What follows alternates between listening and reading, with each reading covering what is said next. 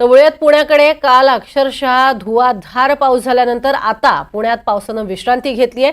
पुणेकरांना थोडासा दिलासा मिळालाय। पुराचं पाणी ओसरलंय, मात्र चिखल आणि कचऱ्याचं साम्राज्य पसरलंय।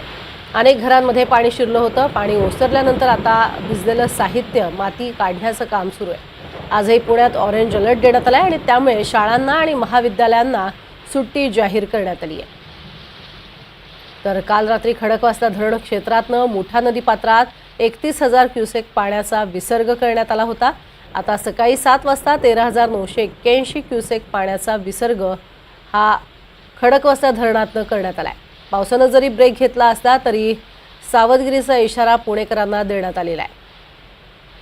पाणी किती भरलं होतं त्याची ही दृश्य आपल्याला पाहायला मिळतात। जवळपास घरांमधनं 6-6 फुटांपर्यंत सुद्धा पाणी शिरलेलं होतं। त्यामुळे साहित्याचं बऱ्यापैकी मोठ्या प्रमाणात नुकसान झालंय। आता हा राडारोडा साहित्य, भिजलेलं साहित्य व्यवस्थित करण्याचं काम चालू आहे। काल पुण्यात पावसाने हाहाकार मचवला होता आणि आज पुणे महानगरपालिका ह्याचा सगळा राडारोडा साफ करत आहे। नैसर्गिक आपत्ती ही काही सोपी नाहीये, त्यामुळेच जे काल तळमजल्यावरती होते त्यांना स्थलांतरित करण्यात आलं असं म्हणलं जातं। परंतु इथे सत्य परिस्थिती काहीतरी वेगळीच आहे। काल या लोकांना इकडच्या गाड्या देखील हलवता आल्या नाहीत, म्हणून त्यांनी गाड्या इथे वर उचलून ठेवल्या ज्याच्याने ते सुरक्षित राहतील। असं असतानाच 2 परिवार जे इकडे तळमजल्यामध्ये वरती राहतात, एकता नगरमध्ये सिंहगड रोडच्या एकता नगरमध्ये राहतात, तिकडचे त्यांच्या घरामध्ये इतकं पाणी शिरलं आहे की त्यांना आता तिकडे राहता देखील येत नाहीये। इकडचा सगळा राडारोडा अजूनही साफ करण्यात आलेला नाहीये।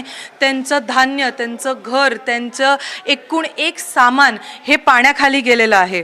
अशी परिस्थिती असताना लोकांनी कुठे जावं, काय करावं आणि त्यांची प्रशासनाकडून काय मागणी आहे हे जाणून घेणं महत्त्वाचं आहे।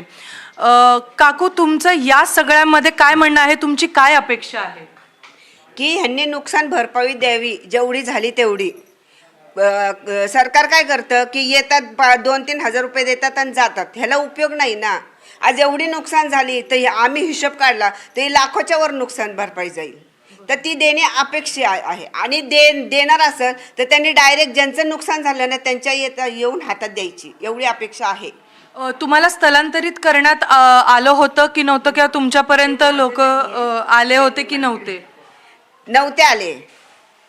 अशी परिस्थिती असताना जसं आपण बघू शकतो की सगळीकडे नुसतं पाणी, राडा रोडा सगळं तहेस नहेस झालेलं आपण इकडे बघू शकतो।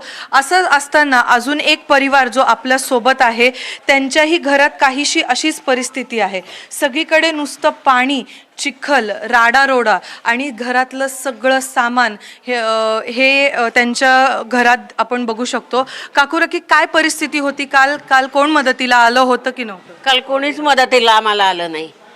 आमचे मंडळाचे कार्यकर्ते होते, त्यांनी सगळ्या आम्हाला मदत केली। प्रशासनाकडनं तुमची काय अपेक्षा आहे? त्यांनी काहीतरी भरपाई द्यावी, नुकसान भरपाई द्यावी, जेवढी झाली तेवढी नुकसान भरपाई आमची द्यावी। काल जे इकडे राजकीय लोक जे येऊन गेले, त्यांनी तुम्हाला काही आधार दिला? त्यांनी काही आश्वासनं दिली? काहीच दिली नाही, काहीच नाही। कोण काय बोलले, फक्त करेल म्हणलं, काय अजून नाही तसं।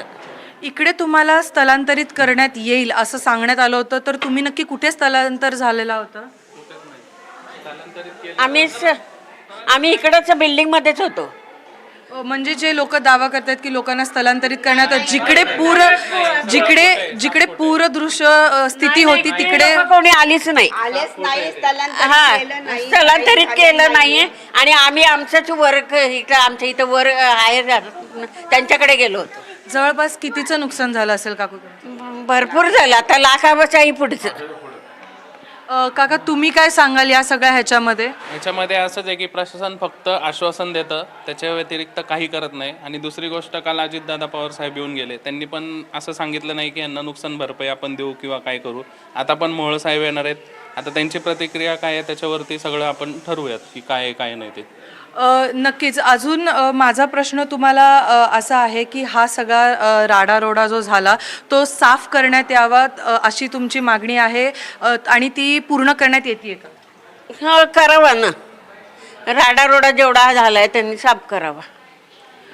अशीच परिस्थिती असताना हे लोक इकडे राहत आहेत आणि हा जो आपण सगळं बघतोय, हा जो राडारोडा आहे तो अजूनही साफ करण्यात आलेला नाही आणि लोकांना इथे राहता येत नाही आहे. नक्की कोणावरती प्रश्नचिन्ह उभारायचा हा देखील एक मोठा प्रश्न आहे. Cameraman Niketan मानेसोबत Revati Hingwe, NDTV Marathi, Pune. आणि आणखीन एक महत्त्वाची